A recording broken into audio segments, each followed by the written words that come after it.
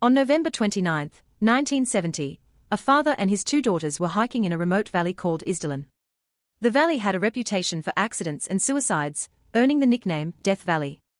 As they walked through the woods, they noticed something black among the rocks. It was the burnt body of a woman. When police arrived, the scene became even stranger. The woman had no identification. Around her were burned clothing, an umbrella, rubber boots, a partially melted bottle, sleeping pills. An autopsy found she had died from a combination of burns and carbon monoxide poisoning. Investigators also discovered she had ingested a large quantity of sleeping tablets before her death. The investigation. Police searched hotels across Norway. Eventually, they found suitcases that belonged to the woman. Inside were wigs, different styles of clothing, multiple pairs of glasses.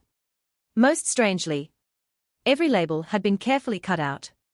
Every identifying mark had been removed. It was as though someone had deliberately erased her identity. A woman with many names. Investigators traced her travels across Europe. She had checked into hotels using multiple false identities.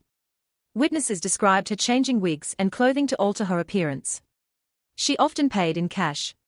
She spoke several languages. She avoided giving personal details. Some hotel staff later recalled that she seemed unusually cautious and frequently looked around before speaking.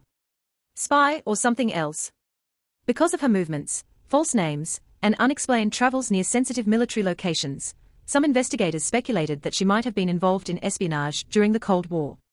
No conclusive evidence has ever confirmed that theory. Others believe she may have been involved in smuggling or simply wished to hide her identity for personal reasons. The mystery continues. For decades, no one knew who she was. Advances in forensic science have generated new leads, and investigators have continued to revisit the case, but many aspects of her life and death remain unresolved. Why it's so unsettling? Imagine discovering that someone traveled across Europe under different identities, left almost no trace of their real life, removed every clue that could identify them, and then died alone in a remote valley. More than 50 years later, investigators still cannot tell her full story. Sometimes the most haunting horror stories are the ones where the victim's name, motives, and final hours remain wrapped in mystery.